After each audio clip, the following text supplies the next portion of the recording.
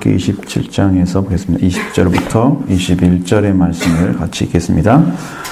너는 또 이스라엘 자손에게 명령하여 감람으로 짠 순수한 기름을 등불을 위하여 내게로 가져오게 하고 끊이지 않게 등불을 켜되 아론과 그 아들들로 회막 안 증거계 앞 휘장 앞에서 저녁부터 아침까지 항상 여호와 앞에 그 등불을 보살피게 하라. 너희는 이스라엘 자손이 대대로 지킬 규례이니라. 아멘. 자, 이것은 참 깊은 진리도 있지만 이 등불이 꺼지지 않아야 교회가 살아 있습니다. 교회가 등불이 꺼지지 않아야 돼요. 영적인 등불은 이제 곧 예수 그리스도가 주시는 말씀이고 우리가 생명의 빛 가운데 있는 겁니다. 요즘 계속해서 내가 기도하고 있는 것 중에 하나는 이제 성도들에게 말씀이 임재하는 거예요. 그게 무슨 관계 안에서 있을까? 근데 사실은 여러분이 하나님이 살아계신 하나님이 말씀을 직접 들어야지 여러분 영이 살아나요. 영이 살아야 말씀이 들려오고 들려온 말씀에 의해서 여러분의 삶이 이제 방향을 찾고 진리의 길로 걸어가게 돼 있어요. 근데 여러분의 생각이나 이런 의식세계나 이런 것들이 말씀이 부딪혀와 가지고 막 깨어져 있어야 말씀이 딱딱 들려와요. 근데 이것이 안 돼 있으면 여러분 지금 듣는 것이 여러분의 영적인 부분에서 나는 하나님 앞에 서 있다라고 생각할 수 있어요. 나는 확실하게 믿음 가운데 있다라고 본인은 생각할 수 있지만 실제로 영적인 세계에서 바라보면 그게 안 보일 수도 있어요. 그래서 뭘 얘기하려고 하냐면 영이 살아있는 것 같은데 실제로는 영이 깨어있지 못한 상태에서 내가 하나님을 믿고 있는데 그래서 내가 깨어있지 못한 상태이지만 나는 지금 하나님을 잘 믿고 있어. 믿음 가운데 있어. 그렇게 생각하고 있는 나 자신이 그 말씀이 부딪혀 올 때, 실제로 말씀이 이렇게 여러분에게 선포될 때에 내 안에 부딪혀지는 말씀은 나의 영혼에게 양식이 되지 못해요. 근데 그 말씀이 살아서 일을 해야 되는데 그 말씀이 여러분이 지금 깨어나지 아니한 영적인 상태로 말씀을 계속 대하기 때문에 영혼은 대단히 피곤하고 핍절되어 있는 거야. 말씀이 못 먹어가지고 영혼이 양식이 없어서 핍절된 상태가 되는 거예요. 계속해서. 영혼은 계속해서 피곤해지고 그러는데 말씀은 안 들려오고 이런 상태가 지속되게 되면 어떤 일이 벌어지냐면 영적인 변화를 입어가는데 굉장히 어려움을 겪을 것이다. 찾아가는데 어려움을 겪고 그래서 어떤 방향을 찾고 달려가는데 엄청나게 힘이 든 상황들이 만들어진다는 거죠. 여러분의 말씀이 안 들려오면 그 정도로 힘들어요, 신앙이. 그래서 여러분에게 말씀이 들려오기를, 그러면 여러분에게 증거해야 될 말씀들을 하나님께 성령으로 주시면 저는 선포하면 그걸로 성령이 능력을 삼고 이야기를 하시면 여러분의 영적인 부분을 터치를 하십니다. 성령이 터치를 하는데 말씀을 가지고 거기서는 변화가 확실히 와요. 확실히 와요. 그래서 말씀이 없이 내 안에 어떤 부딪힘도 없이 어떤 영적인 것을 계속 갈게 나간다는 건 굉장한 피곤함을 가져오는 거예요. 힘들죠. 여기에 불이 켜지는 방법이 뭐가 있어요? 등불에 불이 어떻게 켜져요? 뭐가 필요했어요? 기름. 기름이 어떤 기름이라고 말씀하고 있어요? 그렇죠. 완전한 순수한 감람유죠. 그래서 성경에는 순결한 기름이라는 말로 사용하고 있습니다. 감람으로, 그러니까 감람은 감람나무나 뭐 찌꺼기 이런 게 안 들어간 순수한 열매로만 찧어서 낸 순결한 기름. 그러니까 여러분 감람나무라고 하잖아요, 성경에서. 감람나무는 기름을 제공해 주는 나무래요. 그러면 이 땅에 감람나무로 세워진 사람들은 성령 받은 사람들밖에 없어요. 그를 통해서 성령이 통로가 돼서 다른 분에게 기름을 전파해 주는 거예요. 전달해 주는 거예요. 성령 받지 않고 감람나무 될 수 있는 방법은 없어요.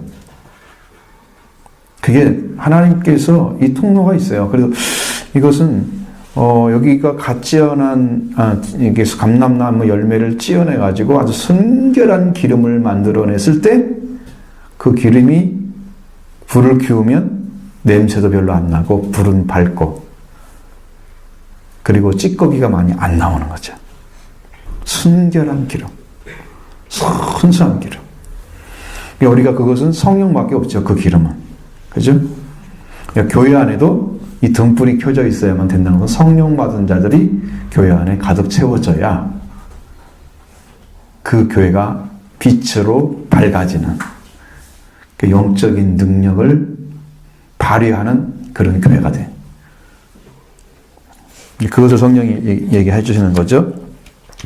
등불은 아침부터 저녁까지 끝까지 끊어지지 말고 계속해서 켜야 된다고 말씀하고 있습니다. 그러니까 이것은 다른 말로 말하면 밤낮이 없다는 거예요. 낮에는 햇빛을 통해서 밝힐 수 있지만 어때요? 밤에는 햇빛이 사라지니까 뭐가 없어요? 빛이 아예 없겠죠. 저녁에 되면 딱 불을 켜가지고 등불에 불을 켜서 제사장이 불을 켜가지고 아침까지 불이 켜져 있어야 돼. 그러면 밤낮이 없다는 거잖아요. 하나님의 성전에는 밤낮이 없이 불이 켜져야 한다는 얘기예요. 그게 여러분들이 성령 받은 자들이 밤낮 없이 와서 기도하는 거예요. 영적인 기도.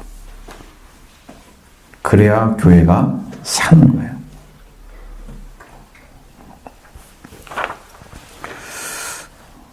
하나님의 영적인 빛이죠. 하나님의 영광. 원래 지성소는 하나님의 영광이 임재하 있기 때문에 거기는 빛이 필요가 없어요. 그래서 거기다 빛을 필요하고 안 했어요. 성경에는. 그 앞에 있는 성소에 불을 필요하고 말씀하고 있는 거예요. 그 다음에 감람나무를 감람나무를 찌어낸 순결한 기름을 쓰라고 그랬죠. 이것은 감람나무가 어떻게 돼야 돼요? 감람나무 열매가 으스러져야 되잖아요. 깨어져야만 돼요. 그래서 이걸 전달해 주는 사람들은 자기 죽음이 있는 사람들이에요.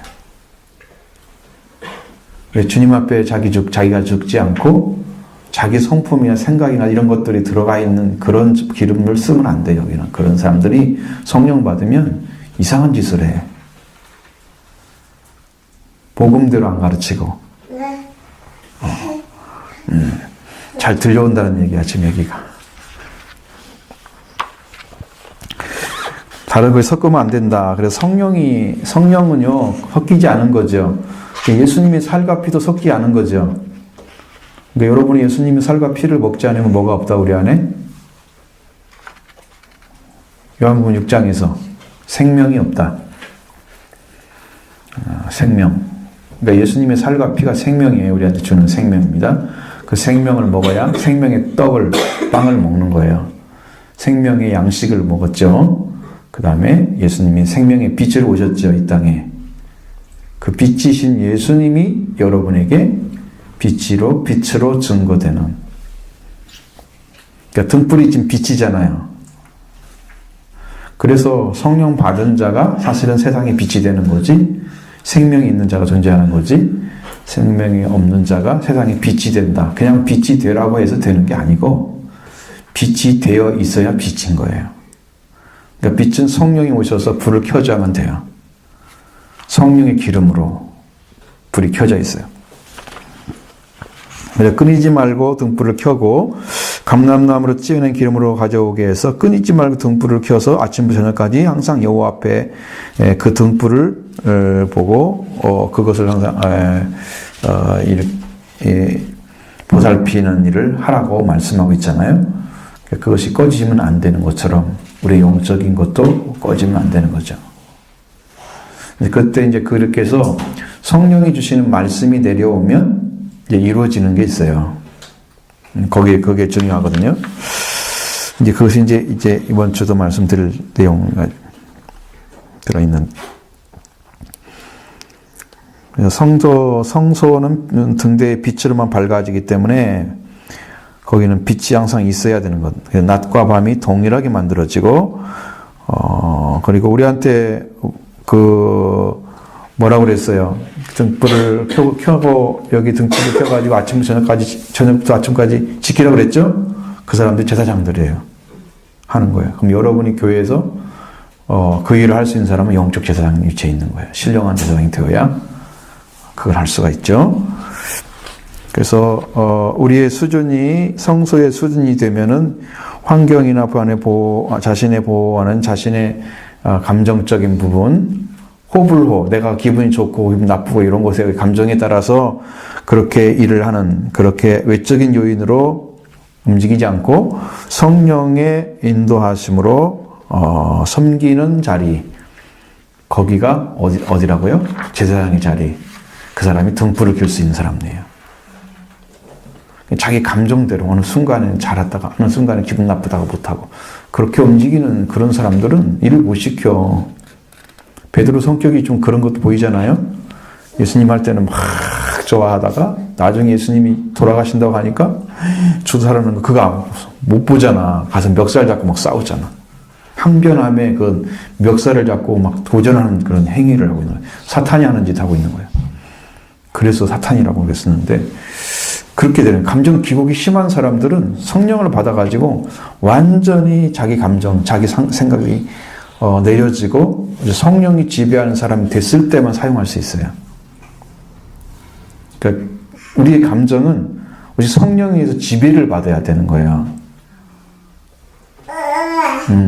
그렇지 않으면 그 지배 자체가 비틀어지면, 말씀으로 들어가지 못하면 그것으로 인해서 말씀이 전해졌다 할지라도 잘 온전하게 이루어지지 않는 그런 역사로 바뀌어질 수 있어요. 그래서 그게 중요하고요. 성소에서 누림이나 공급, 섬김은 밤과 낮이 없이 한다. 그래서 성령께서 오시면 우리가 잠잘 때에도 말씀하시고요. 꿈속에서도 말씀하세요. 하나님께서는. 그러니까 주고자 하는 건 다 주는 거예요. 밤낮 없이. 낮에도 말씀하시고 밤에도 말씀하시고. 그것이 계속 이루어지게 돼 있어요. 이게 지금 등불의 역할이에요. 등불. 이제 성령을 통해서 영적 등불이 이루어진 사람들. 그리고 성소의 빛은 사라지지 않도록 계속입니다. 그래서 기름을 공급하고 불똥 제거만 정상적으로 이루어지면 성소의 불은 계속 피워지는 거예요. 그걸 누가 한다? 그런 것들을 제사장이 가가지고 그걸 빼내는 거예요.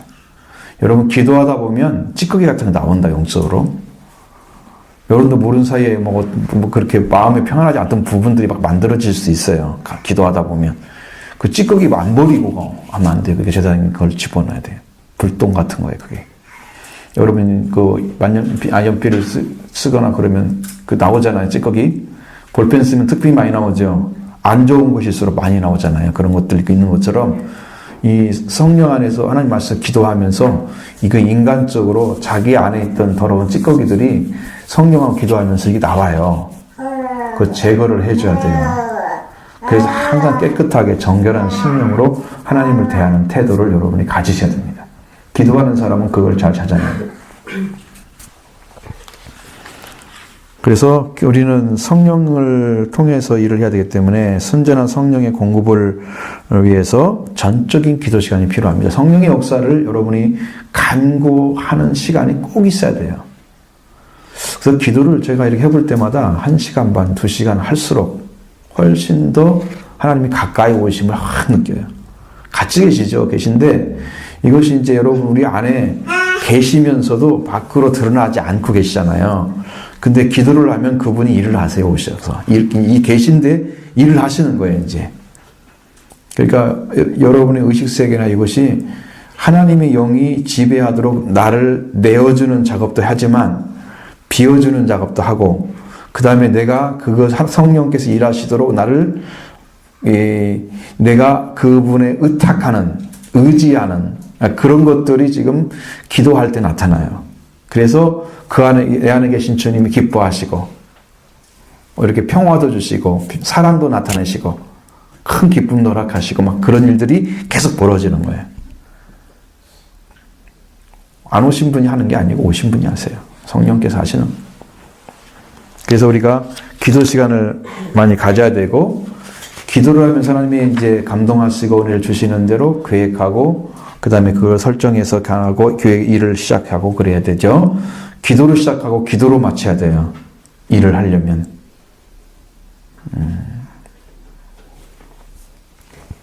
기도보다 앞서지 말고 성령보다 앞서가면 안 되는 거예요.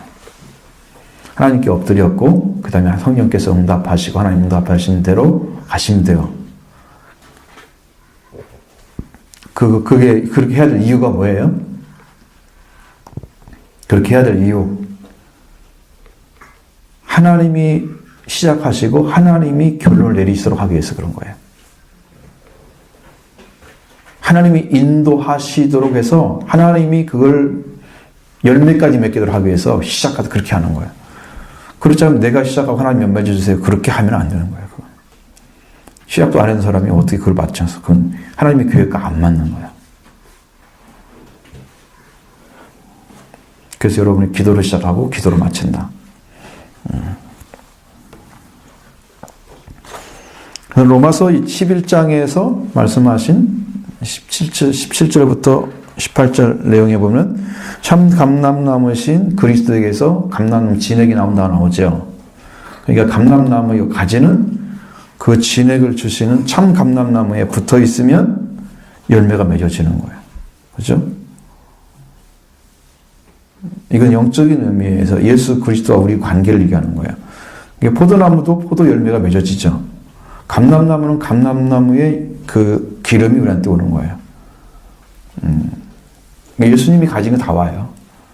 예수님이 가지고 있는 그 은혜와 말씀들이 다 와요. 예수님과 붙어 있으면.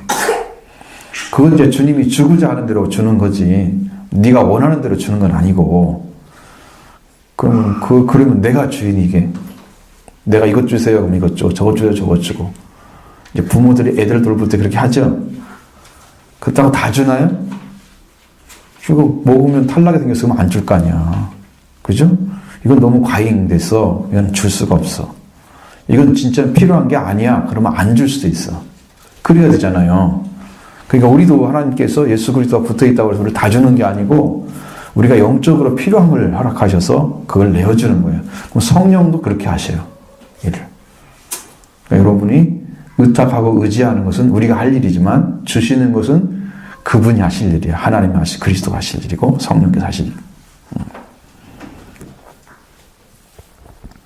근데 우리의 성소가 어두우면 뭐가 될까요? 공급이 차단되는 거예요. 여러분의 영적인 부분이 어두워지면요, 하나님이 일을 못 하세요. 등불이 안 켜져 있는 거예요, 지금. 우리 교회에도 지금 성령 받고 은혜 받은 사람들이 막 활동을 해야 돼, 여기가. 그래야 하나님이 일을 하세요, 여기서. 근데 기도도 거의 못 하잖아. 그럼 기도하는 사람 없잖아요. 그러니까 하나님이 일할 수 있는 기회가 없는 거예요. 빨리 성령 받고 기도하는 사람 되세요. 그래야 일을 하시지. 일을 안 하는 것만 생각하지 마시고 하는 것을 생각하셔야 돼요. 그 다음에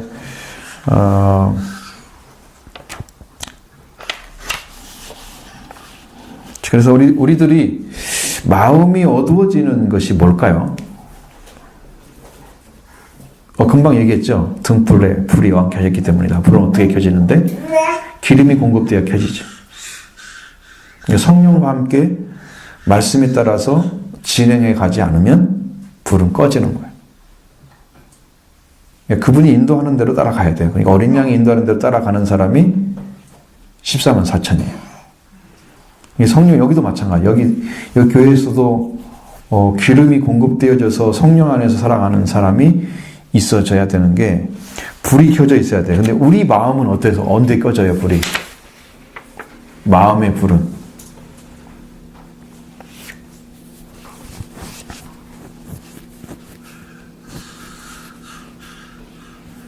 여러분이 죄성이라는 게 뭘까요? 여러분, 죄가 뭐예요?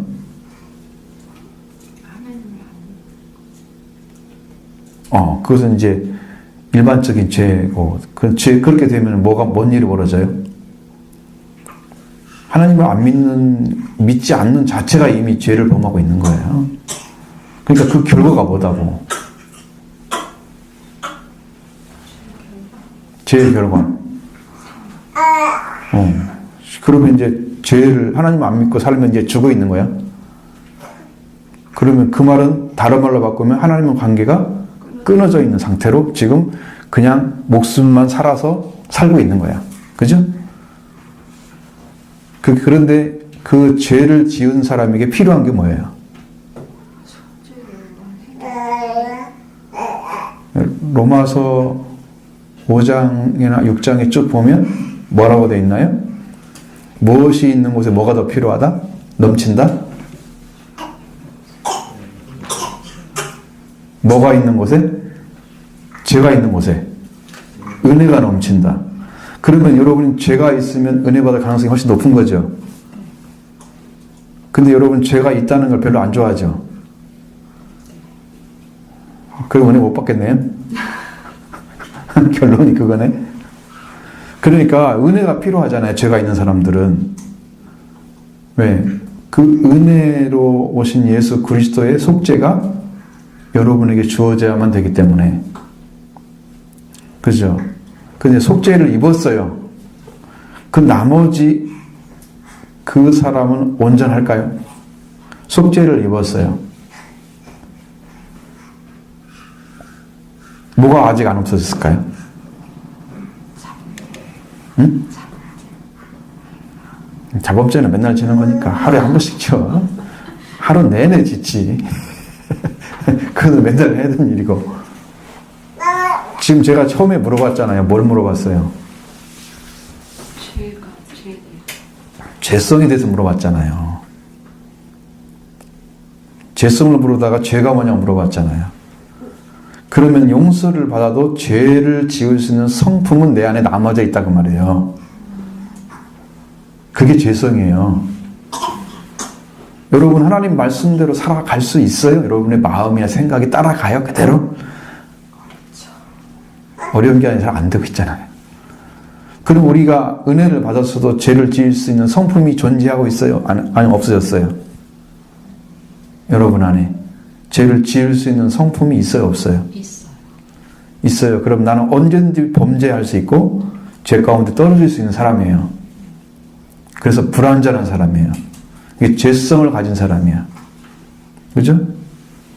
그러니까 우리는 죄성을 가진 사람이기 때문에 죄의 성품을 가진 것이나 죄를 지어서 지금 사망권 있는 사람이나 똑같이 필요한 게 뭐예요?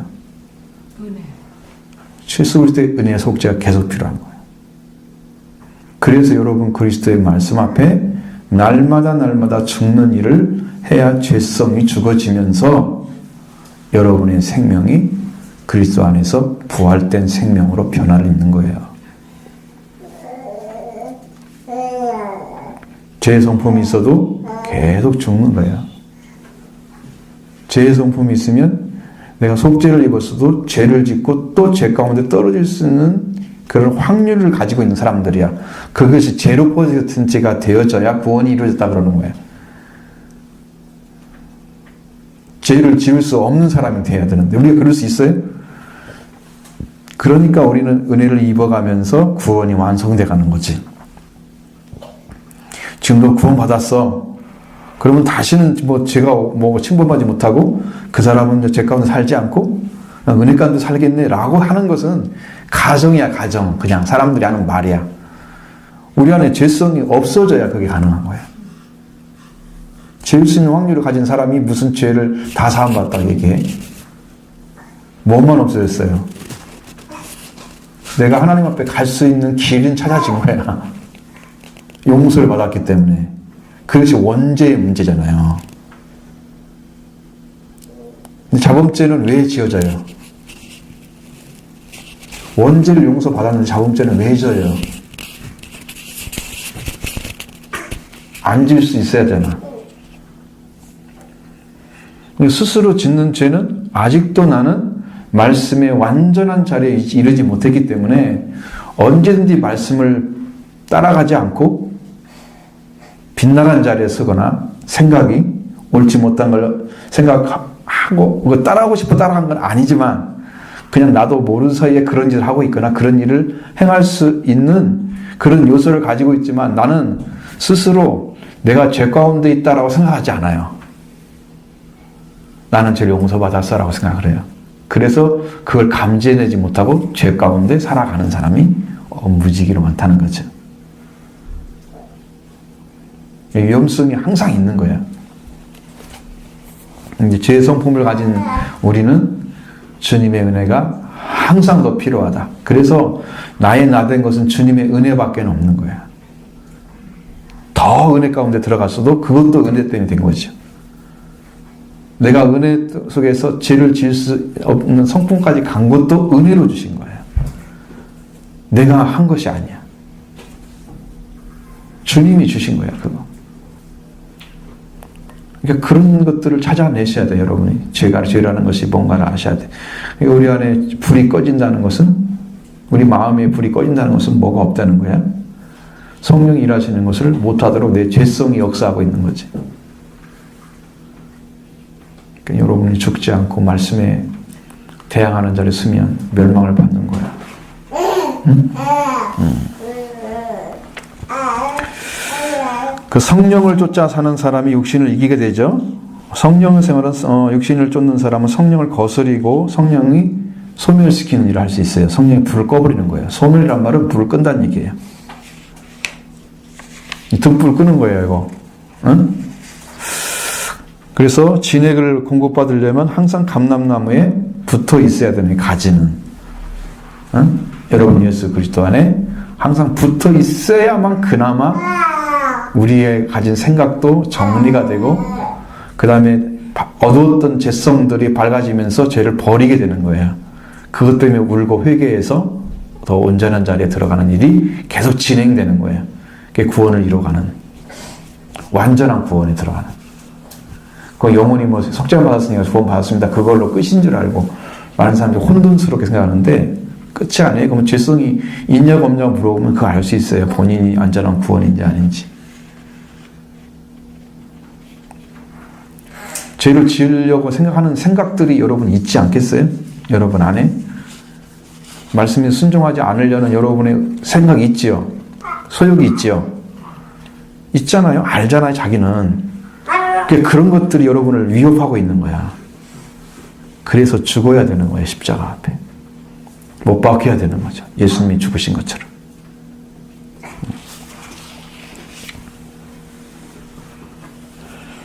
그리고 마지막에요. 예수 그리스도가 오시기 전에 이제 큰 재앙이 오게 됩니다. 그것은 인이 떨어지고, 그 다음에 나팔재앙이 있고, 그 다음에 마지막엔 대접재앙이 있는 이제 계시록의 말씀들이 있는데, 거기에도, 첫 번째, 인이 떨어질 때에도 감람나무하고 포도주는 남겨놓으라 그래요. 그건 영적인 의미예요. 우리가 포도는 먹어야 되고요. 그게 영적인 양식이거든요. 감람도 있어야 돼. 이거 기름을 얘기하는 거예요. 하나님이 그렇게 그것을 남겨두도록 선사한테 명령을 하는 말씀이 계시록 6장에 나와 있어요. 그리고 지난주에 말씀드린 계시록 2장 1절부터 2절의 말씀 안에 어디로 주님이 다니신다고 그랬죠? 예수님이 성경에는 뭐 사이로 지나가신다고 그랬어요? 7 금촛대 사이로 촛대는 없다고 그랬죠? 7 등대입니다. 금등대 사이로 다니시는 분이시다. 그리고 7 교회를 얘기하셨잖아요. 그 교회마다 뭐가 있어야 돼요? 다 등불이 있어야 돼요. 등대가. 그 교회 사이를 지나가시면서 모든 교회들을 다 살펴보시는 예수님이 계신 거죠. 그래서 등불이 희미해지면 영적인 부분이 약해진 상태를 얘기하는 거예요. 희미한 등불을 가진 교회는 영적으로 약해. 흐름도 약해. 성장도 약해. 응? 그래집니다. 그래서 성막 안에 들어갈 사람들은 순금 등대에 의해서 비춰진 성막의 아름다움을 볼 수 있다. 그 전에는 어느 자리에 있을까요?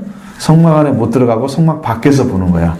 밖에서 봐봤자 보일까요? 안 보일까요? 이 건물이 밖에서 보면 못 보잖아요.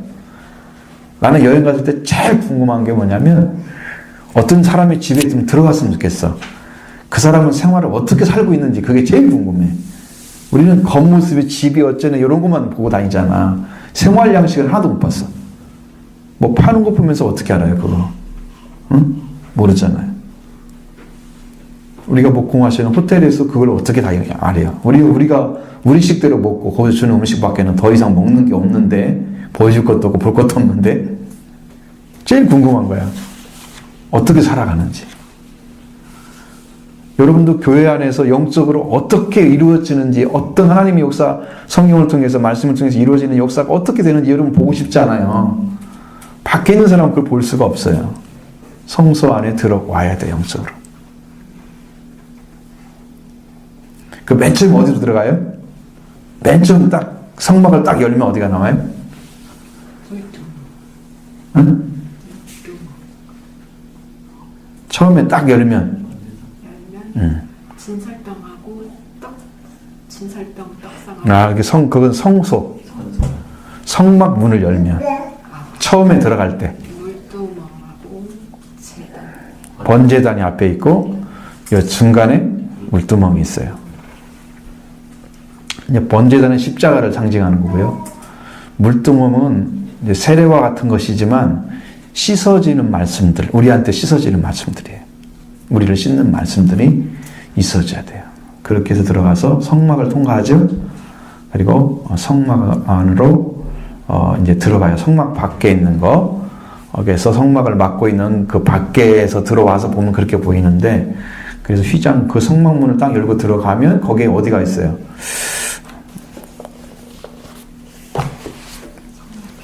이제 이런 것을 이제 보면은 조금 이해가 되기는 쉽겠죠.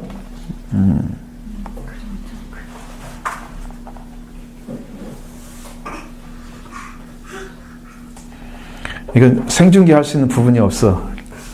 카메라라도 큰 거 하나 있으면 탁 해서 보여주면 되는데. 돌려보면 너 보고 있는데 나는 안 보고 있고 이래가지고 아무 의미가 없어. 찍어가지고 내가 보여주는 길밖에는 여러분은 그러면 다 휴대폰을 가지고 다닌다는 얘기예요. 응? 밴드에다 올려놓으면 밴드 그거 딱 어디를 펴보세요. 그럼 딱 봐야 돼. 그러니까 들어와가지고 맨 처음에 성막문에 들어가서 번제단이 들어가죠. 물두멍이 들어가죠. 그 다음에 성막문을 열고 딱 들어가면 떡상이 우리가 들어가는 쪽에서 오른쪽에 있어요. 물론 등대가 왼쪽에 있어요. 그 다음에 등대보다 앞에 있는 것이 향단이에요. 분향단. 그 다음에 거기 막혀져 있죠. 휘장이 막혀져 있고요. 그 앞에 정확하게 가운데로 들어가면 언약궤가 있어요. 증거궤라고도 하고 언약궤라고 하고 법궤라고 하는 언약궤가 있어요. 그 전 지성소에 하나님의 보좌가 있어요. 죄를 용서해 주시는 그 보좌가, 영적인 보좌가 바로 뭘 상징하냐면 법궤 위에 그룹 아래 밑에 있는 그 속죄소가, 거기서 죄를 용서해 주시면서 거기서 하나님께서 우리에게 말씀하시는 곳이에요. 그곳이. 그러니까 속죄가 이루어져서 처음에 번제단을 통해 속죄가 이루어지죠. 물두멍에서 씻고 들어가죠. 죄를 용서를 다 받았어도 씻고 들어가야 돼요. 번제단을 통과해서. 번제단에서 뭐가 이루어졌어요? 죄가 다 사졌잖아, 십자가에서. 그런데 불구하고 물두멍이 앞에 있는 게 아니라 뒤에 있단 말이야. 그러니까 속죄하는 것이 또 필요해. 그래서 그리스도를 통해서 다시 들어가면, 그리스도 안에 들어가면 그게 이제 성소가 그리스도를 상징하는 거예요. 예수 그리스도가 죽어서 이제 우리를 영적으로 들어가게 하는 거죠. 그래서 한쪽에는 떡상이 필요하고 한쪽에는 빛이 필요해요. 성령의 생명의 말씀과 빛이 예수 그리스도 통해서 다 얻어져요. 우리 영적으로. 그 사람이 이제 분향을 할 수 있어요. 분향은 뭘 상징하는 분향단은? 기도를 가르치는 거예요. 그래서 진짜 기도는 예수 그리스도로 인해서 생명의 양식을 먹고 생명의 빛을 받은 사람이 진짜 기도할 수 있는 자를 찾아낸 거는 맞죠, 영적으로. 그래서 기도가 낮은 수준이 아니라 높은 수준이다. 기도라는 자리가. 그래서 기도 안에 기도가 찾아내기가 힘들잖아. 기도를 많이 해도 진짜 기도 응답받기는 쉬워요? 어려워요. 기도가 낮은 수준이 아니기 때문에 그래요. 그럼 누구처럼 기도해가지고 막 점등해가지고 점치면 어때요? 금방 오잖아요, 신이. 점치는 신들을 보셨죠? 오시는 거. 그냥 누가 부르면 목소리가 바뀌면서 그냥 누가 와서 이거 하잖아. 성령이 역사하는 사람은 이렇게 은혜 가운데 깊이 들어간 사람이 역사하기 때문에 그냥 은혜를 받지 못하고 구원을 받기 위해서 막 요청하고 기도하는 사람들에게 성령이 말씀하시는 그게 드문 거야. 아무튼 아주 깊이 있게 하니까 그 안을 들어주시고, 그냥 속죄가 이루어져서 예수님의 살과 피를 먹고 마시고, 그 다음에 예수님의 빛이 된 사람들은 기도할 수 있는 게 바로 옆에 있습니다. 그래서 기도가 높은 수준이다. 예수님도 기도 가르쳐줬잖아요. 예수님이 뭐라고 기도를 가르쳐주냐면 자녀가 아버지께 드리는 것을 말하고 있어요. 하늘에서 우리 아버지여 그랬잖아요. 그러면 자녀만이 하나님 아버지라 부를 수 있는 거예요. 낮은 수준이에요? 절대 낮은 수준이 아니에요. 기도는 아버지라 부를 수 있는 자녀만이 할 수 있는 거야. 성경에 그것이 누차 나와 있어요. 그러니 기도로 다 해결해라? 가능할까요? 근데 그건 이제 말씀을 모르는 사람들은 방법이 없으니까 기도로 들어가야지. 방법을 모르잖아. 기도 외에는. 말씀을 모르니까. 그러니까 기도를 하면서 말씀을 듣고 말씀을 들으면서 기도를 하고, 그래서 그것이 수준이 높아서 예수 그리스도와 함께 살아난 사람들이 하나님께 기도할 때 응답이 탁탁 오는 것이, 이렇게 역사가 일어나는 것이. 이렇게 되는 거 이해하시죠? 무슨 말인지? 그 다음에 마지막에 들어가는 곳이 휘장이 열려서 들어가는 곳이에요. 휘장은 왜 일어났냐 그러면 예수님이 속죄를 통해서 우리가 육신의 삶을 살고 있는 우리가 하나님 앞에 직접 들어갈 수 있는 통로가 열려진 거예요. 그 전에는 제사장이 한 번만 1년에 들어갈 수 있었어요. 그거 뭐가 이루어지는 곳이다, 거기가? 모든 이스라엘 백성들이 속죄가 이루어지는 1년에 한 번만 드리는 대속죄일에 속죄를 드리는 곳이었어요. 이게 대제사장이 1년에 한 번 들어가는 곳이야. 거기는 아무나 못 들어가. 그 해에 대제사장만 들어가는 거야. 그렇게 규정한 거야. 근데 거기도 뭐가 있어야 되냐면 피가 있어야 되는 거야. 그것이 이제 히브리서 10장에 나오는 말씀이에요. 새롭고 산 길이라는 말씀이 있죠. 예수의 피를 힘입어 담력을 얻어서 들어가는 곳이 바로 그 성소라고 써 있는데, 오늘로 보면 지성소를 가리킬 수도 있습니다. 그게 마지막 속죄도 예수 그리스도를 통해서 하나님께서, 그게 뭐라고 했어요? 언약궤 위에가 뭐가 있다고요? 그룹들이 있고 그 밑에가 속죄소인데, 그 속죄가 완전하게 이루어지는 가운데 들어가서 거기서 하나님의 음성이 들려오는 거야. 거기도 그러니까 시온자라고 옛날에 써 있었지만 거기는 자비의 자리라고 얘기를 해요. 근데 지금 우리나라 성경은 속죄소라고 얘기했어요. 그럼 속죄를 어디서 받아야 돼요? 번제에서 받아야 되지요. 번제단에서. 여기 와서 받는 것이 아니야. 속죄소는. 여기는 하나님의 자비의 자리에 들어가서, 우리가 예수 그리스도 때 피가 없이는 내 의를 가지고 들어갈 수 없잖아요. 그러니까 그리스도의 피를 의지해서 들어가는 거지, 속죄는 이미 앞에서 이루어진 거예요. 처음에 번제단에서.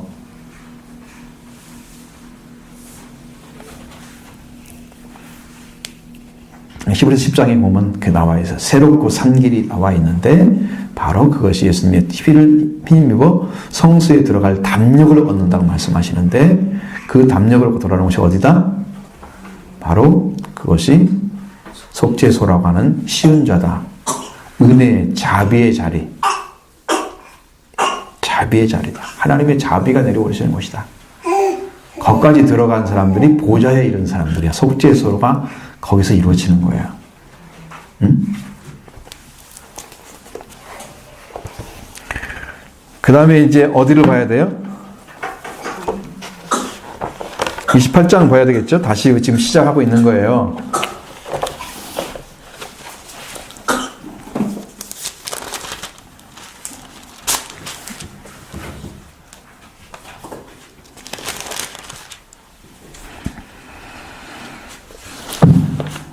자, 1절부터 먼저 4절, 5절까지 말씀을 보도록 하겠습니다.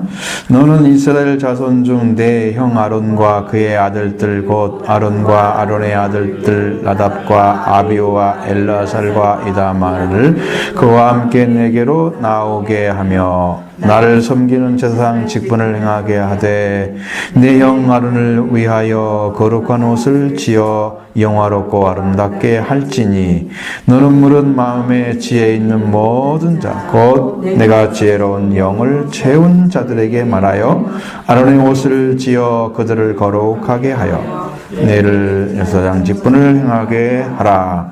그들의 지을 옷은 이러하니 곧 흉패와 회도복과 겉옷과 반포소복과 관과 따르이라. 그들의 네 형 아론과 그 아들들을 위하여 거룩한 옷을 지어 아론이 내게 제사장 직분을 행하게 하라. 그들이 쓸 것은 금색과 청색, 자색, 홍색 실과 갈록의 꾼 배실이니라. 아멘. 제사장의 옷에 대한 이야기를 지금 하고 있습니다. 자, 성막 제작에 대해서는 출애굽기 25장부터 27장이 나와 있었죠. 그 다음에 28장부터는 제사장에 대한 규례가 나옵니다. 제사장의 옷에 대한 거죠. 하나님께서 아론의 가문을 제사장으로 선택을 하시지요. 직접 선택하신다고 말씀하셨죠. 그들을 제사장 직분을 행하게 하라고 명령하고 있습니다. 그 다음에 그들에게 입힐 에봇과 띠, 판결, 흉패, 겉옷 이런 것에 대해서 관한 규례를 자세히 알려주는데 그 내용들은 6절부터 43절까지 나와요. 그 내용은 또 뒤에 있어요. 제사장의 일꾼들을 세우시는 원칙을 먼저 보는 게 뭐냐면 아론과 그 자손은 제사장으로 선택되었다. 28장에 선택되죠? 그 다음에 레위 지파는 성막의 예배를 거행하도록 선택되었다. 민수기 3장에 나와 있어요. 레위 지파단 얘기. 맨 처음에는 아론, 그냥 큰 대제사장 위치만 먼저 얘기하고, 그 다음에 대제사장과 제사장을 도와서 일할 수 있는 지파가 레위 지파다. 민수기 3장에 그것에 대해서 말하고 있다는 거죠. 그 다음에 그 남은 자들은 이스라엘 군대이다 그랬습니다. 이스라엘의 군대. 남은 자들은 이스라엘 군대다. 그것은 민수기 1장부터 2장에 나와 있어요. 그래서 이렇게 해서 제사장 가족, 일꾼들의 지파, 그리고 무장한 군인들의 민족, 이 세 가지로 구성되어 있다는 거예요. 제사장이 먼저겠죠.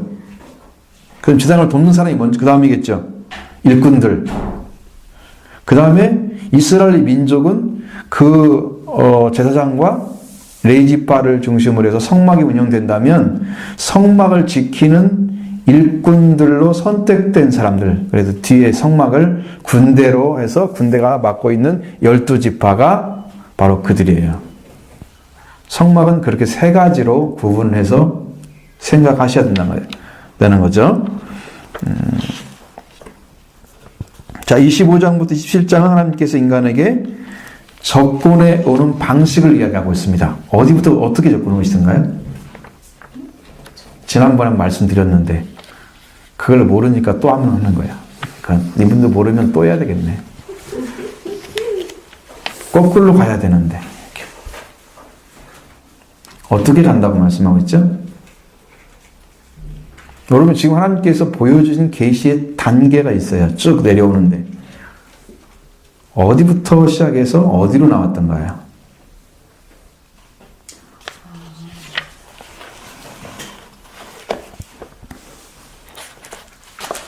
자, 처음에 언급된 것은 특별한 기구죠. 하나님께서 피를 통해서 법궤에 얼룩진 시은소. 거기서부터 시작해가지고, 시작돼서, 거기는 너와 내가 만나고 속죄서에서 모든 일을 내게 이룰 것이다. 말해줄 거다. 했던 곳이 시은소였어요. 하나님의 보좌가 있는 시은자였어요. 근데 그것부터 시작해서 쭉 나오잖아요. 그렇죠?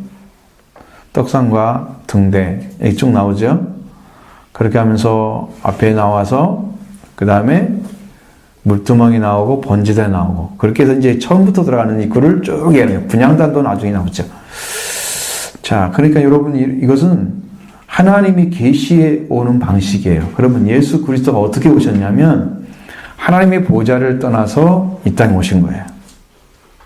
그래서 인간이 되셔가지고 뭐가 되셨나요? 예수님의 살은 뭐예요? 예수님의 피는 내 피를 먹고 내 살을 먹고 피를 먹고 마시지 않으면 뭐가 안 된다고?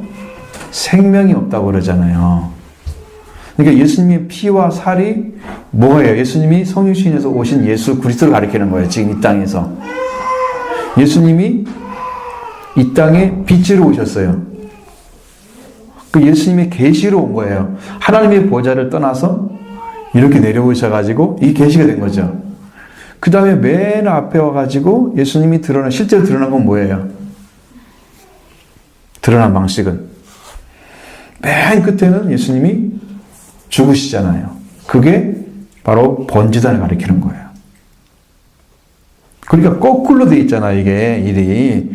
이게 성경도 하나님도 그렇게 거꾸로 오셔서 우리한테 완전한 속죄를 이루고 여기 통과해서 지성소에 들어와서 하나님을 만나는까지 가야만이 이게 완성되는 구원이란 말이죠.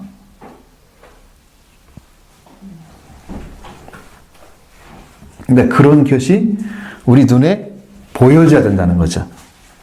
영적으로. 그게 참 어려운 거예요. 그래서 28장까지 써서 30장까지는 인간이 하나님께 접근하는 방식을 가르쳐주고 있다는 거예요. 25장부터 27장까지는 어떻게 하는 거다? 하나님이 우리에게 계시에서 접근하는 방식을 말씀하셨다면 지금은 우리가 하나님께로 가는 방식을 28장부터 30장까지 말씀하고 있다. 그렇게 이해를 하라고 하는 거죠.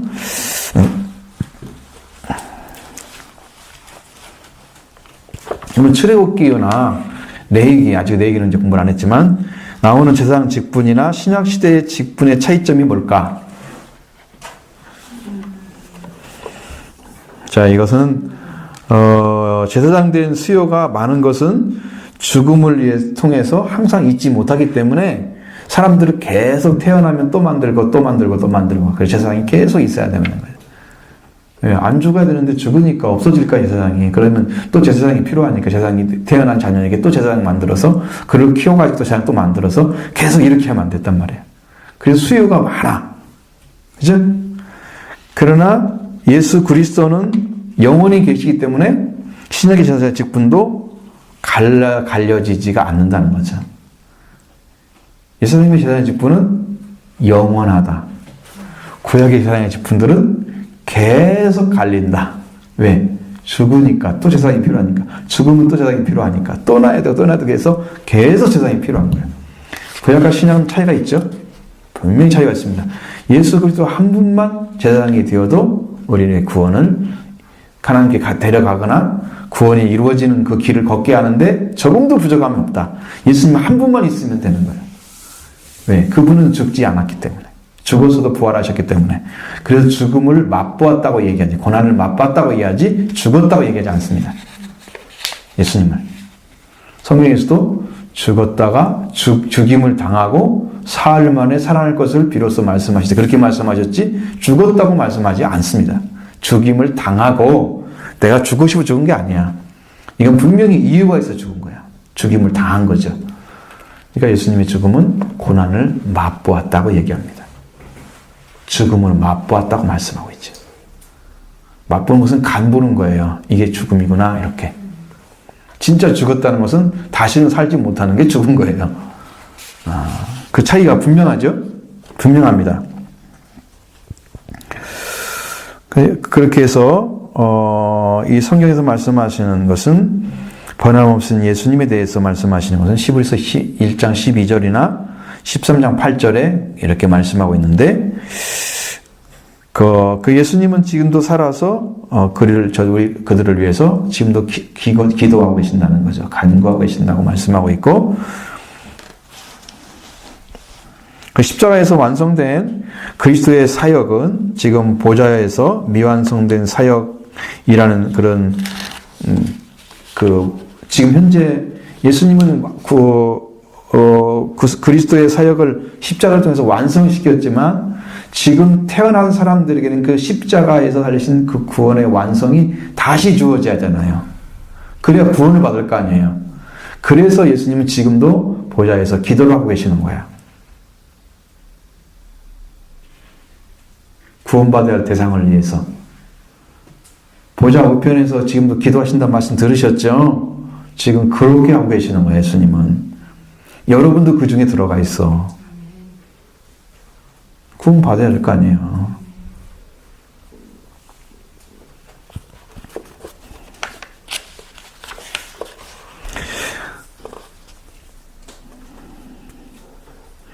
그리고 이제 우리가 구원을 받아서 은혜의 자리에 들어가서 조금 이제 은혜를 받게 되면 우리를 와서 도와주시고 지켜주시고 우리를 죽음에 들어가지 않도록 인도해 주신 역사를 하고 계시는 거죠. 그래서 예수님도 시험에 들지 않게 하시고 악에서 구하시옵소서. 그렇죠? 그렇게 기도하라고 말씀하시잖아요. 우리가 떨어지면 안 되죠. 구원받았다가 다시 떨어지면 안 되잖아요.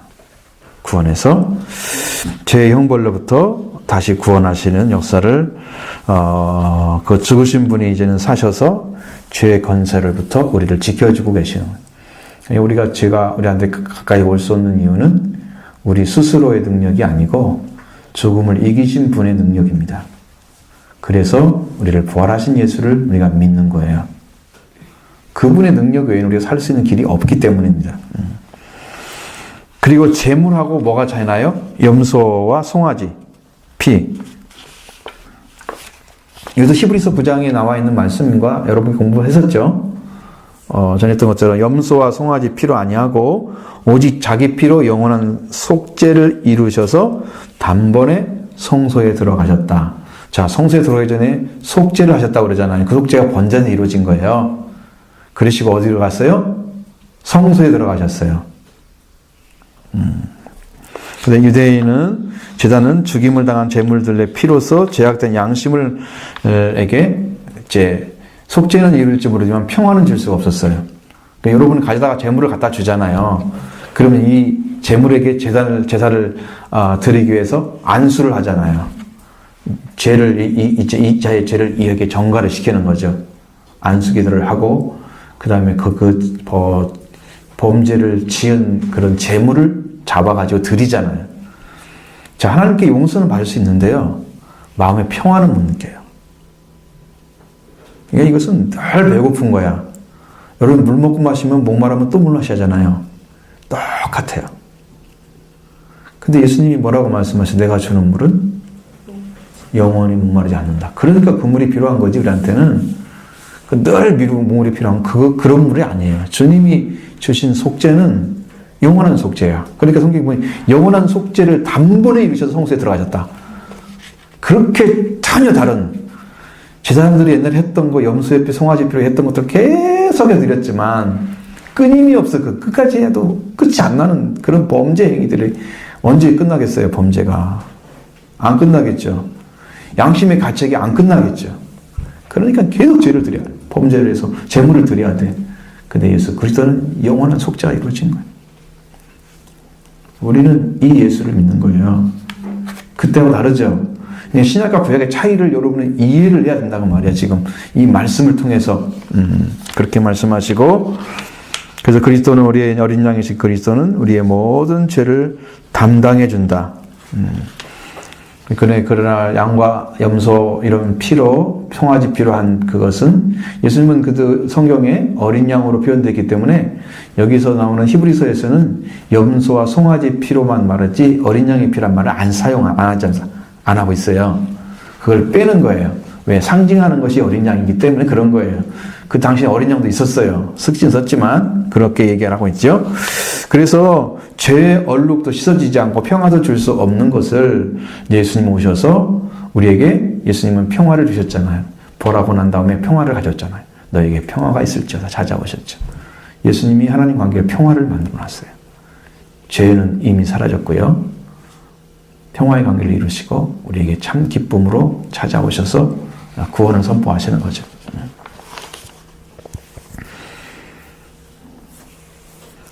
그 다음에 지성소가 있고 그림자인 장막이 있습니다.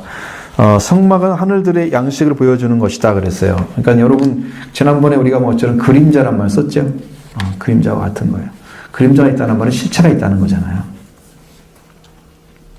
그러니까 여러분 그림자 보면서 실체를 뭐 생각할 수는 있나요? 뭔 것은 어떻게 생기기는 한 것 같은데 그 내용들은 몰라. 그리고 겉모습만 알아. 그림자는. 그렇죠? 그 안에 내용들은 아무것도 안 보이는데 다만 실루엣처럼 이런 거구나. 그 정도만 알아. 이게 계시가 되지 않잖아요. 그것까지 다 모르죠. 모릅니다. 실제로. 구약에 된 것을 모릅니다. 이것을 신약에 와서 예수님이 이루지 않으면 실루엣입니다. 그냥. 형태만 보이고 끝나는 거예요. 그래서 예수님이 이 땅에 오셔서 그걸 이루신 거예요. 그리스도는 참 것의 그림자인 손으로 만든 성도에 들어가지 않고 오직 하늘에 참 하늘 들어가서 우리를 위하여 하나님께 앞에서 나타나셨다 하고 말씀하고 있죠. 히브리서 9장 24절 이런 말씀들을 잘 보셔야 됩니다. 그래요. 하늘에 하나님께 나타나고요. 지금 누구 때문에 나타나냐? 우리를 위해서. 그래서 예수님이 속죄하시는 은혜를 여러분 지금 믿게 되면요. 지금 예수님께서 하늘에 올라가신 그 상태에서 지금 하나님을 뵙고 있는 거예요. 우리 속죄 이름. 누구의 이름이 지금 속죄됐습니다. 누가 속죄됐습니다. 하나님께 기뻐 외치는 음성이 되는 거죠. 여러분 제가 속죄되면 하늘에는 하나님이 죄 용서받은 자의 기쁨이 크다 그랬죠. 기쁨이 크다 그랬죠. 결과는 뭐냐? 그러면 지성소 성막 지성소는 제사장이 앉을 의자가 없다. 거기에는 앉을 의자가 없다는 이유는 단순한 이유로 볼 때는 그 일은 끝나지 않았다는 거예요. 지성소에 들어가면 앉을 의자가 없어요. 여러분 보좌에 앉았다는 것은 끝났다는 거예요. 하나님의 보좌 우편에 앉으신 예수님은 일이 끝난 거예요. 거기서 이제 지금 끝나지 않고 이 땅에 존재하면서 아직 구원을 받지 못한 자들 위해서 기도하시는 거지. 그것이 끝나지 않은 거지. 예수님의 속죄는 이미 끝나서 승천하셔서 올라가신 거예요. 그래 구원은 완성됐는데 그 구원의 은총을 여러분이 주기를 원하시는 거죠. 받으셔야 되겠죠. 여러분의 것입니다. 저가 한 제물로 거룩하게 된 자들을 영원히 온전케 하셨다. 영원히 온전케 하셨다. 한 제물로 오셔서 우리 거룩하게 된 자들을 영원히 온전케 하셨다. 여러분 우리가 하나님께 성별을 받았죠. 이런 자라고. 그러면 그 다음에는 성별됐으면 그것이 그 사람이 하나님 관계가 완전해진 자리에 세워져야 되겠죠. 구별됐으면요. 구별된 자로서의 삶이 이루어져야 돼요. 주님이 그렇게 하시죠. 이렇게 해서 주님이 이렇게 하나하나 중부된 역할을 감당하셨고요. 대제사장에 대해서 이렇게 섬세하게 이야기하는 내용들을 보면 얼마나 하나님께서 우리를 사랑하는지를 보여주고 있습니다. 하나하나가 하나님의 사랑의 기인에서 오는 거예요. 이 은혜는 하나님의 사랑에서 오는 거예요. 기인하는 거예요. 그래서 제사장의 옷은 특별했습니다. 거룩한 옷이죠. 이것은 예수 그리스도의 인격과 사역을 예표하는 것입니다. 제사장 옷이 막 아름답잖아요. 영화스럽다고 써 있잖아요. 그것은 예수 그리스도의 인격과 사역이 얼마나 큰 것인 것을 알려주는 거예요. 예표하고 있는 거고. 그래서 하나님은 거룩한 분이기 때문에 그래서 제사장들은 하나님 앞에 나갈 때에 존경심과 조심성을 가지고 나갔다 그래요. 여러분, 그게 한 번 잘못하면 거기서 죽는 경우가 있으니까요. 대제사장이 한 번, 1년에 한 번 속죄소에 들어갔다가 죽는 경우 생기니까요. 조심성이 있어야 되고. 그 다음에 그 마음에는 항상 하나님을 존경하는 심령이 있어야 돼요. 그분은 높으신 분이기 때문에, 그렇지 않을 때는, 그렇게 하지 않으면은 그것이 바로 죄예요. 그런 마음이 없으면 죄예요. 그래서 죽을 수가 있다는 거죠.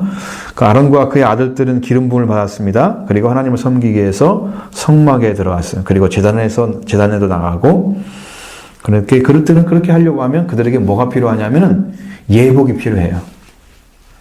제사장만이 입을 수 있는 예복이 있어요. 그것을 입고서 뭐라고 그랬어요? 직분을 행하게 하라고 말씀하고 있습니다. 직분을 행하게 하라. 그러니까 2절에서 형 아론에게 거룩한 옷을 지어 입히고 영화롭고 아름답게 하라 그랬고, 지혜 있는 마음의 지혜 있는 모든 자의 지혜로 채워진, 지혜로운 영으로 채워진 자가 자에게 말해서 아론 옷을 지어서 그들을 거룩하게 하여. 여러분, 옷을 지어서 그들에게 주면 그 자체가 거룩해져요. 성별된 옷이에요. 그래서 여러분, 모습이라고 하는 것은 자기를 드러내는 거예요. 자기가 얼마나 아름답고 좋은 사람인지를 나타낼 때는 옷을 가지고 이야기를 해요.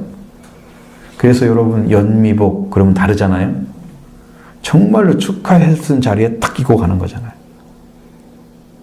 결혼할 때도 옷 입잖아요. 아름다운 옷을 입죠. 신부도 신랑도 최고의 옷을 입는 거예요.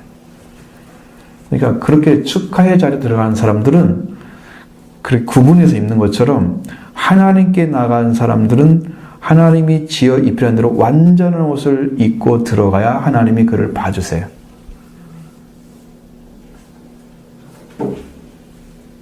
그렇지 않으면 볼 수가 없죠, 하나님은.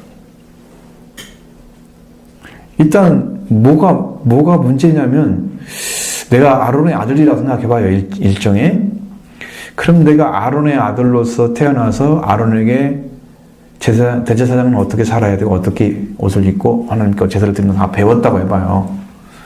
그래서 제사를 드릴 수 있는 자격이 필요할까요? 안 필요할까요? 근데 그들은 불완전한 사람들이잖아요. 그러니까 표현을 옷을 통해서 하는 거예요. 그래서 하나님이 그 옷을 입고 하나님 명령한 대로 순종하면 받으신 거예요. 그나마 연약 속에 둘러싸여져 있는데 불구하고 그 사람을 받으시는 거예요. 왜? 하나님의 말씀대로는 했기 때문에 받으시는 거야. 그게 완전하기 때문에 받는 건 아니야. 이해가 되시죠? 근데 오늘날 영적인 부분은 그렇지 않습니다. 영적인 부분은 받는 건 달라요. 그러니까 예를 들어서 여러분 영적으로 태어났다. 하나님의 자녀라고 하면 자녀라고 할 수 있죠? 자, 그 다음에 성결함을 입고 거룩함 있잖아요? 그 다음에 영화를 입어서 하나님 보좌에까지 이르는 영적 위치를 찾아내는 사람들이 있어요. 이 사람하고 같아하는 사람하고 똑같이 취급할 수 있어요? 근데 교회에서는 그게 구분이 안 되는 거예요. 영적인 위치가 높고 그 은혜가 크고 그 권세 안에 산다, 이런 것들을 이해할 수 있어요? 잘 모르잖아요. 그러니까 교회에서는 그냥 은혜 받고 이렇게 해서 말씀 전하고 이렇게 하면 다 목회자고 뭐고 뭐 다 될 수가 있는 거잖아요. 이 땅에서는. 근데 하나님의 나라에서는 구분되는 거죠. 차이가 분명해요. 자, 제복의 목록이 나오겠습니다. 만드는 사람들은 미적 감각과 우수한 기술이 있는 사람에게 대제사장과 아론의 옷을 만들게 했다. 그 사람들이 어떤 사람이었어요? 하나님의 영을 받아서 지혜를 얻은 사람을 하라고 그랬죠. 그냥 보통 사람이 아니죠. 아무나 옷을 지을 수 있는 게 아니에요. 옷은 어떤 종류를 만들라고 그랬어요? 흉패, 에봇, 겉옷. 겉옷인데 청색 겉옷이에요. 그것이 따지고 보면 반포 속옷, 그렇죠? 수놓은 속옷이라고 써 있기도 하고요. 관하고 띠, 뭐 고의도 나오는데 이걸 잘 말 쓰는 말이 모르죠. 이게 이제 재료는 어떤 거예요? 금색, 청자홍, 배실, 가누기권 배실, 아마실이라고 그랬죠. 여기에 더 포함된 것이 앞에서는 안 나왔던 것 중에 포함된 게 금색실이었어요. 그죠? 성령의 인도를 따라서 복장을 만들어요. 제사장이 되려면, 그 역할을 하려면 성령의 인도를 따라서 복장이 만들어져야 된다는 거예요. 영적인 옷이죠.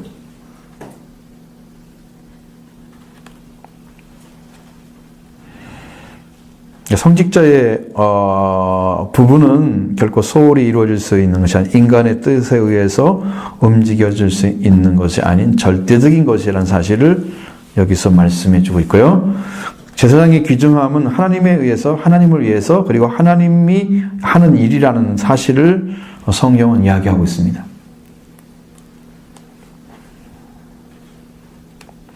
그 제사장의 복장은 제사장의 직분을 상징하고 있습니다. 그러니까 입으면 그 사람 제사장 직분을 행하고 있는 사람이에요. 옷으로 딱 보였어요.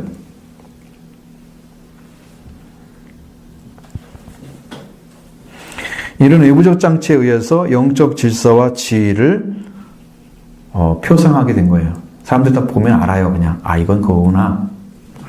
그래서 신약 시대에는 외부적 장치는 필요하지 않으면 영적 질서는 필요합니다. 그래서 목회자들은 예배를 인도할 때 가운을 입습니다. 대개 다. 우리는 이제 그걸 안 하고 있죠. 특별한 의미를 부여하려면 가운이 필요합니다. 예를 들면 목사 안수식을 한다든가 아니면 여기서 실제적으로 다 그렇게 한다고 하면 교회가 예를 들면 그래서 헌당식을 한다든가 헌당식과 입상식은 다른 거 아시죠? 헌당식은 이제 완전히 빚이 갚아진 상태. 그래서 하나님의 집이라고 딱 드려지는 상태. 입당은 씻고 나서 바로 들어오는 걸 얘기하는 거죠. 그렇게 되면 그렇게 거룩한 자리에는 가운을 입는 거죠. 그렇지 않은 부분에서는 교회 설립한다든가 뭐 이런 거 창립한다든가 아니면 임직식 한다든가 거기서 가운 입는 경우도 있어요. 입어달라면 입어줘야 돼요. 그게 정상적인 거예요.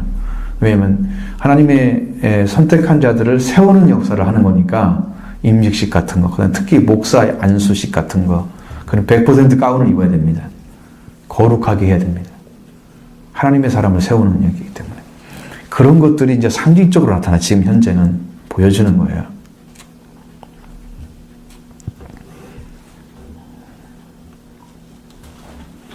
요거 이제 제사장만 하고 아침에 딱 맞을 것 같아요.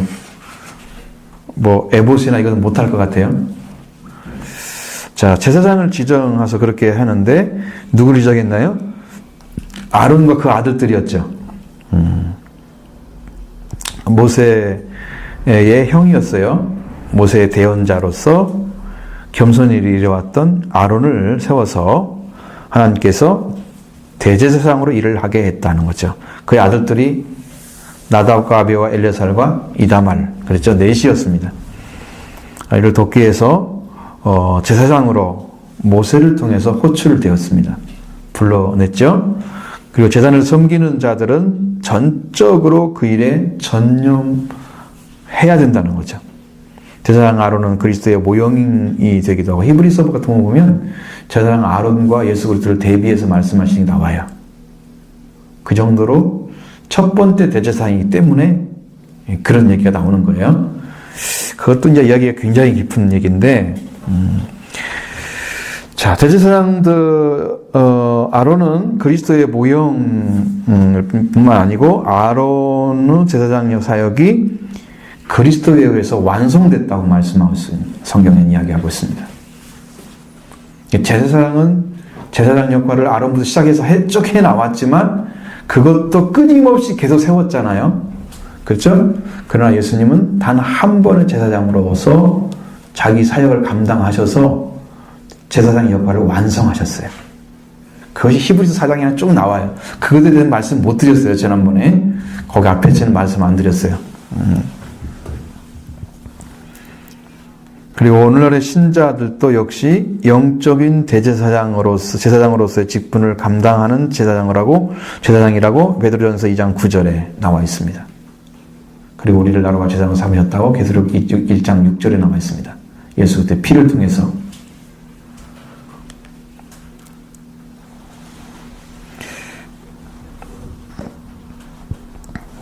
제사장의 옷의 부속품은 예복은 이제 상징적으로 예수 그리스도가 여러 가지 영광 또 큰 제사장이 그 직임을 수행할 수 있는 때 그 영광과 온전하게 행하는 일에 대해서 적합성을 거기서 예시해주고 있습니다. 그러니까 여러분 옷이 하나님 앞에 나올 수 있는 옷을 입어야 된다는 거예요. 하나님이 그거 보시기에도 그걸 받아들이실 수 있어야 돼요. 하나님께 나갈 때 적합해야 돼요. 여러분이 나갈 수 있는 어떤 옷일까? 여러분이 하나님께 나갈 수 있는 옷은 무슨 옷이에요? 성경에는 무슨 옷을 입고 나오라고 그랬어요?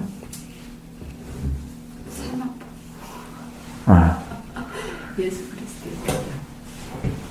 빛나고 깨끗한 세마포. 그것이 마지막 때의 신부들이 입을 옷이에요.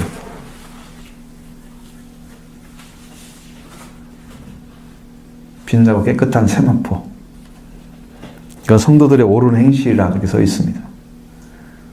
여러분 옷은요 삶으로 나타나요. 영적으로 입는다만 생각하시면 안 되고요. 영적으로 옳은 행실까지 하려면 우리의 삶이 옷이 되려고 하는 것은 우리가 여러분이 빛이 되면은 빛은 속에 감춰져 있으면 안 보여요. 빛은 밖으로 나와야 보여요. 우리가 예수님의 믿는데 믿음이 네가 진리를 가지고 있으면 뭘 가지고 있어? 하고 어떻게 해야 돼요? 나는 보여줘요. 그럼 사랑을 가지고 있으면 사랑의 빛이 나요. 생명을 가지고 있으면 생명을 사랑하는 삶이 나타나요. 그러니까 그게 증거가 되는 거야. 그래서 상도들의 옳은 행실은 내가 가지고 있는 것이 삶으로 증거되는 삶이에요. 그 생활 자체를 가리키는 거예요.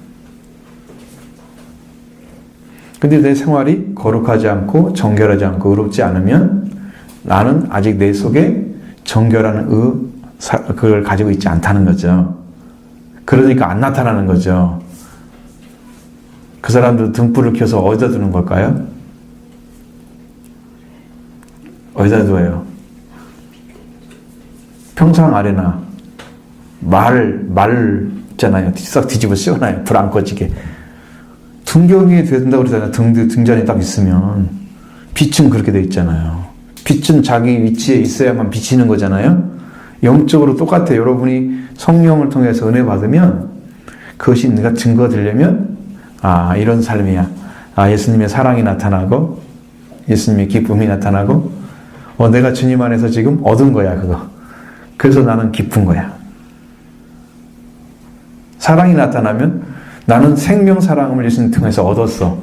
그래서 생명이 귀한 줄 알아.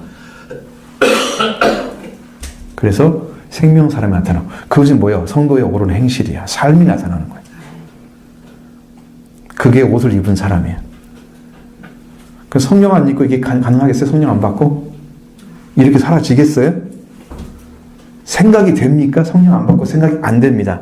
이게 이런 삶이야? 이렇게 높아야 돼 수준이?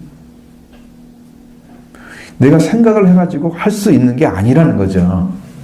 그죠? 가져다 줘야 할 수 있겠죠? 그래서 예수님의 피로 자기 옷을 빠는 자는 복이 있다.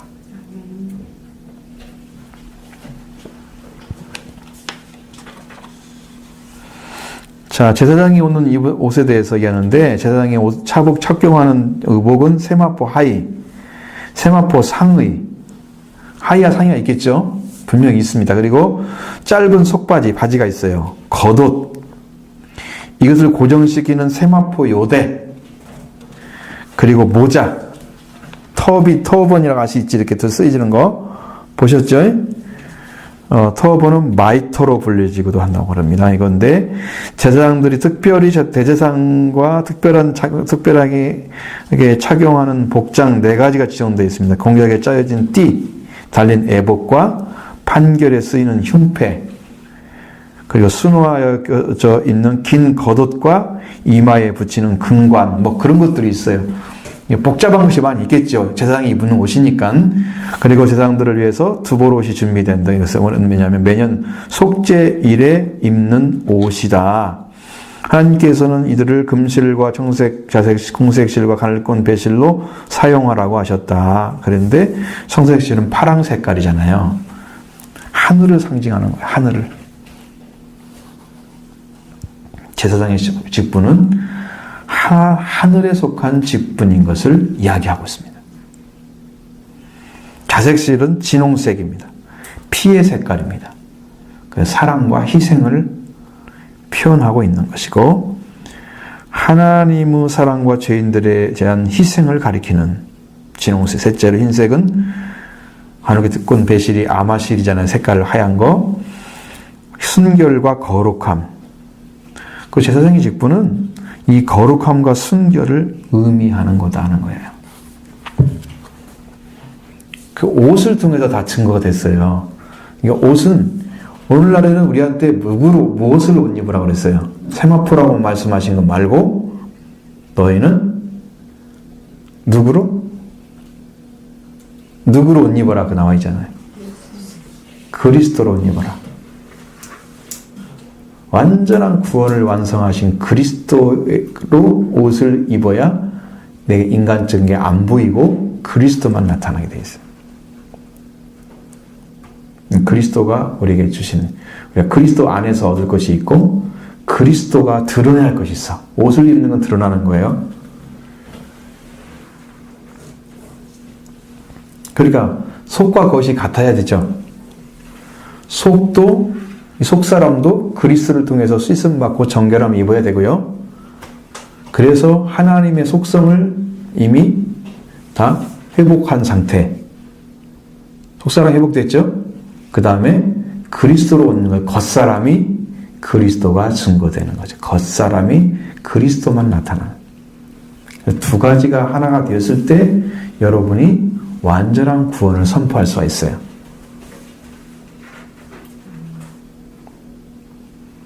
이 안에 그리스도가 계시잖아요, 지금. 그리고 내 모습도 주님을 닮은 모습. 정말 그리스도를 전하고 싶고, 그리스도만 드러내고 싶어. 그 영적인 위치. 그것을 찾아내는 거예요.